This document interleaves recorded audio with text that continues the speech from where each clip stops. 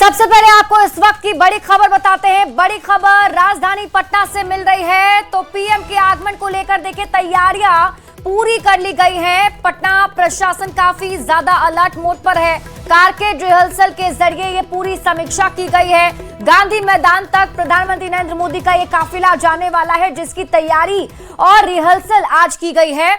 और आपको ये भी बता दें कि कल शपथ ग्रहण में प्रधानमंत्री नरेंद्र मोदी शामिल होंगे और जब वो पटना पहुंचेंगे तो पटना एयरपोर्ट से गांधी मैदान तक जो उनका काफिला जाने वाला है उसको लेकर तैयारी परखी गई है। कारकेड रिहर्सल के जरिए तैयारी की समीक्षा की गई। हवाई अड्डे से गांधी मैदान तक पीएम का ये काफिला जाने वाला है और हम आपको ये तस्वीर दिखा रहे हैं। ये आप तस्वीर देखिए, ये कारकेड जिसे एक प्रतीकात्मक तौर पर बनाया गया और रिहर्सल किया गया कि जब प्रधानमंत्री नरेंद्र मोदी कल आएंगे तो इसी प्रकार से उनका जो काफिला है वो पटना एयरपोर्ट से निकलेगा और गांधी मैदान तक कैसे सुरक्षित पहुंचेगा, इसका रिहर्सल किया गया है पुलिस प्रशासन की तरफ से।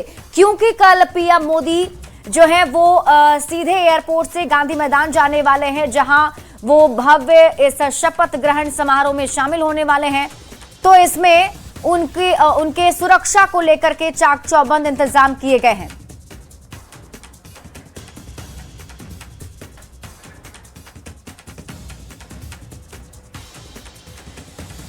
तो पटना में शपथ ग्रहण को लेकर जिला प्रशासन से लेकर पटना पुलिस पूरी तरह से अलर्ट मोड पर है। तो ट्रैफिक पुलिस की चुनौतियां बढ़ गई हैं। पटना में पुलिस के साथ ही महिला ट्रैफिक पुलिस भी लगातार ट्रैफिक को स्मूथ और जाम छुड़ाने में जुटी हुई है। साथ ही माइकिंग कर जाम के इलाके में लोगों से अपील कर रही हैं। महिला ट्रैफिक पुलिस खुशबू, नेहा और प्रियंका भी कुछ इसी प्रकार पुलिस जीप चलाकर जाम एरिया में पहुंच रही हैं और जाम छुड़ाने में जुटी हुई हैं। समारोह को लेकर वीवीआईपी मूवमेंट काफी बढ़ गया है। ऐसे में ट्रैफिक पुलिस की भी चुनौतियां बढ़ गई है। आज से ही आर ब्लॉक से लेकर पटना के गांधी मैदान तक दबाव देखने को मिल रहा है और पुलिस के बड़े अधिकारी के साथ साथ जो ट्रैफिक पुलिस हैं वो लगातार यहां पर मुस्तैद दिख रहे हैं। तो कहीं ना कहीं ये आर ब्लॉक की तस्वीर है और देखिए कि महिला ट्रैफिक पुलिसकर्मी जो हैं वो भी ड्यूटी पर तैनात है। इसके साथ साथ लगातार जिप्सी से और देख सकते हैं पुलिस वाहन से ये लोग जो है पेट्रोलिंग कर रही है और जगह जगह जाम छुड़वा रही है। लोगों से कहना चाहेंगे कि आप लोग भी अच्छे से रहिए और देखिए कल शपथ ग्रहण का अच्छे से आनंद लीजिए, शांति से, है ना? हाँ बिल्कुल। ट्रैफिक का अनुपालन कीजिए। हम लोग की तो पूरी अच्छे से तैयारी है, वही रिहर्सल हो रहा है अभी। आप देखिए विधि व्यवस्था तो नहीं है, नहीं जाम तो नहीं है, विधि व्यवस्था हम लोग देख रहे हैं, अच्छे से होगा जो भी होगा। अलर्ट पर है क्योंकि कल ऐतिहासिक शपथ ग्रहण समारोह होने वाला है और भारत के प्रधानमंत्री, गृह मंत्री जो है शपथ ग्रहण समारोह के गवाह बनने वाले हैं। कैमरामैन मनीष जुनिया के साथ रजनीश कुमार, न्यूज़ 18 पटना। और इस बीच रुक कर लेते हैं इस वक्त की बड़ी खबर की ओर। बड़ी खबर आपको बताते हैं, जेडीयू के मंत्रियों के जो नाम हैं वो अब सामने आ चुके हैं। मतलब कल जो कैबिनेट विस्तार होने वाला है उसमें जेडीयू कोटे से कौन कौन से मंत्री शामिल हो सकते हैं, न्यूज़ 18 के पास वो पूरी लिस्ट है। एक एक करके हम आपको नाम बताते हैं। देखिए, श्रवण कुमार और अशोक चौधरी का नाम जो है वो इस लिस्ट में शामिल है। कल वो शपथ ग्रहण कर सकते हैं।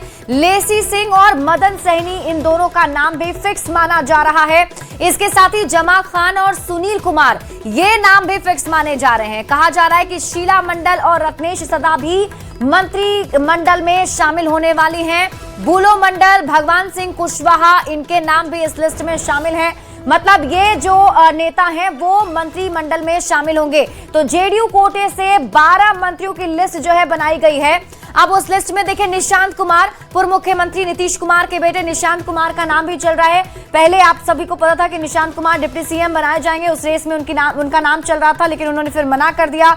अब खबर है कि निशांत कुमार जो है वो मंत्रिमंडल में शामिल हो सकते हैं कल जो कैबिनेट का विस्तार होने वाला है। यानी कि कुल 12 जो मंत्री हैं वो शपथ ग्रहण करेंगे जेडीयू कोटे से। 2 पहले से ही डिप्टी सीएम हैं जेडीयू कोटे से और 12 और मंत्रियों की लिस्ट जो है वो सामने आई है, जिनमें हमने आपको ये नाम बताए हैं। लेसी सिंह, बुलो मंडल, जमा खान, सुनील कुमार, निशांत कुमार, इनके साथ ही भगवान सिंह कुशवाहा, इनका नाम इस लिस्ट में शामिल है।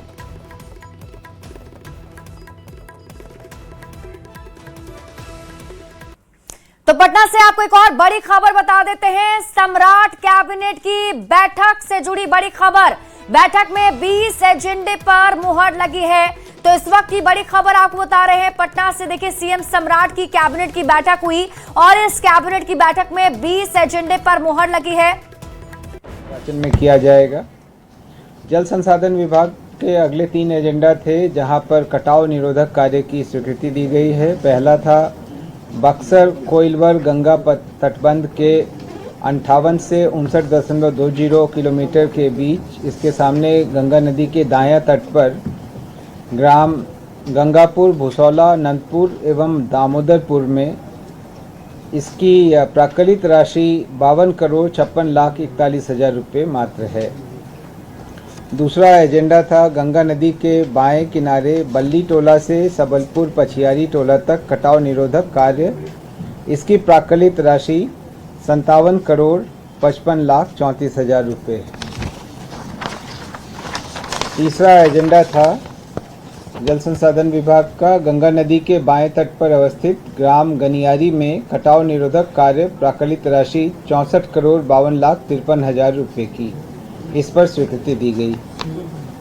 परिवहन विभाग का अगला एजेंडा था जिसके अंतर्गत PM ई बस सेवा योजना अंतर्गत 400 इलेक्ट्रिक AC बसों के 12 वर्ष तक परिचालन से होने वाले अंतर राशि की प्रतिपूर्ति हेतु राज्य सरकार द्वारा कैश गैप सब्सिडी जो पहले 203.2 करोड़ थी उसमें 313.96 करोड़ की अतिरिक्त वृद्धि करते हुए इसकी पुनरीक्षित स्वीकृति 517.16 करोड़ रुपए की दी गई।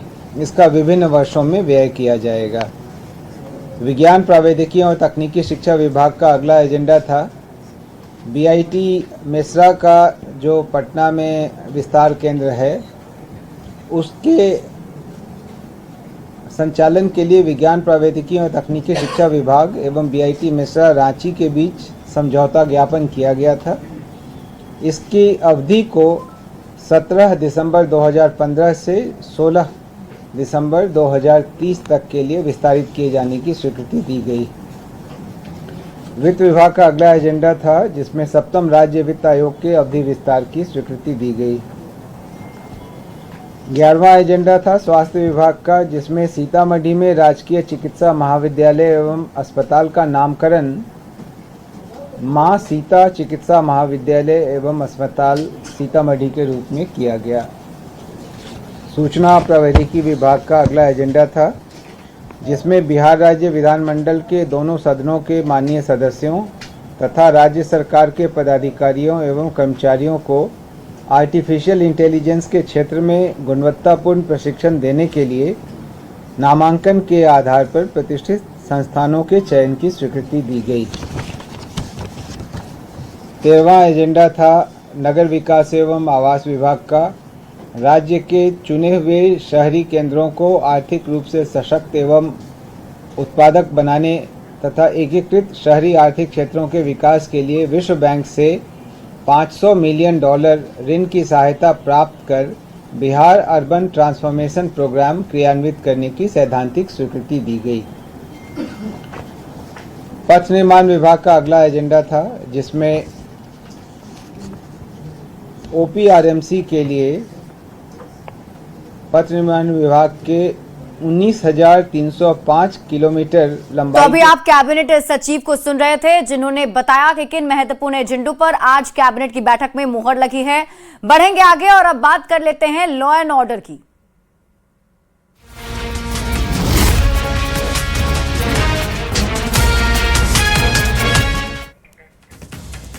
जेडीयू के विधायक अनंत सिंह का इन दिनों एक वीडियो वायरल हो रहा है जिसमें गोपालगंज में आयोजित एक कार्यक्रम में वो शामिल हुए जहां डांस भी हो रहा है और लोग हाथों में राइफल लिए हुए हैं। अब इस मामले में अनंत सिंह पर मुकदमा भी दर्ज किया गया है जिसको लेकर वो काफी नाराज हैं। उन्होंने गोपालगंज एसपी से कई सवाल भी पूछे, साथ ही किसी समारोह में आने जाने के लिए नियम बनाने की चुनौती भी दी। शपथ ग्रहण समारोह और निशांत के मंत्री बनने के लिए राजी होने पर आनंद सिंह ने खुशी जाहिर की। जेडीयू विधायक अनंत सिंह से बात की है न्यूज 18 संवाददाता शैलेंद्र कुमार ने। डांस हो रहा है, कहीं लोग राइफल भी हाथ में लेकर रखे हैं। अनंत जी, क्या था वो सब? वहाँ हम लोग प्रोग्राम में गए, न्योता में जनहुआ था, दोस्त था, गए वहाँ थाना वाला भी थे। हम जगह थे, कोई गलती सलती नाच जैसे लिख देते एसपी साहब कि नाच नहीं होना चाहिए, बाराती में 5 आदमी जाना चाहिए, चाहे नई न्योता पहने में जाना चाहिए, पेपर में निकाल देते। लाइसेंसी राइफल देते हैं, अपना ले जाता आदमी अथी ले सुरक्षा ले, तो लाइसेंस राइफल सरकार से बंद करा दें। वो काहे राइफल देते, सुरक्षा में नहीं ले जाएगा। अब नाच गाना हो रहा तो बाप के श्राद्ध था कि मुड़ी गोद के घर के बैठल रहता। हम देखे तो नहीं है, लेकिन कोई भी है तो क्या गलत किया, गलत बतावे। और वह प्रशासन थे, राइफलें उनको जांचना था, वहां देख लेना चाहिए। तो नाम होना है कि भाई नाम होवे, तो नाम के ही कुल काम है। जैसे आप ही लोग किसी को पूछते तो नाम जोड़ देते हैं, वह बेचारे वो किए हैं। तो कोई मुकदमा भी हुआ है क्या कि कोई मुकदमा नहीं होना चाहिए बिहार में, प्रोग्राम नहीं होना चाहिए, कुल बंद के निकाल दे। पेपर में काल निकाले हो जाएगा। राइफल कोई लाइसेंसी लिया है उससे हर जोते बता दे, लाइसेंसी काल दिए सुरक्षा ले। तो सुरक्षा मतलब यहाँ गोली छोड़ता, किसी को मारता, किसी को गरियाता, तब हम लोग दोषी थे। लेकिन अनंत सिंह नाराज इस बात को लेकर के भी है कि गोपालगंज में जिस तरीके से कार्यक्रम में शामिल हुए और उस कार्यक्रम के बाद इन पर मुकदमा कर दिया जाता है। कैमरा पर्सन सुबोध के साथ शैलेंद्र, न्यूज़ 18 पटना।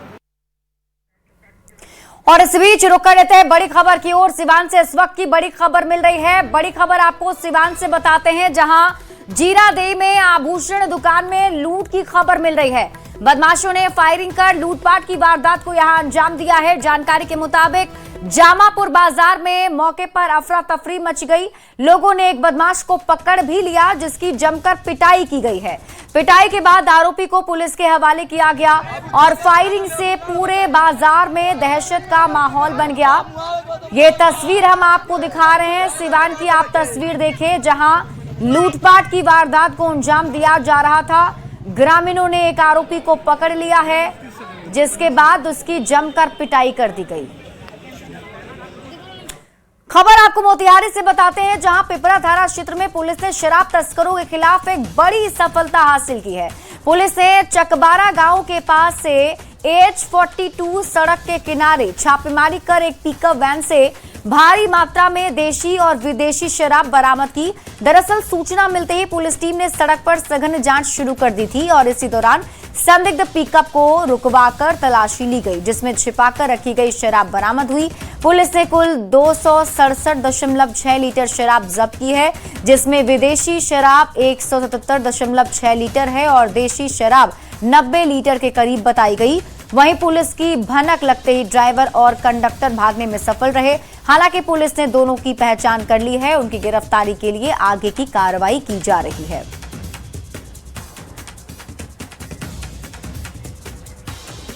और अब देश विदेश की खबरों पर नजर डालते हैं।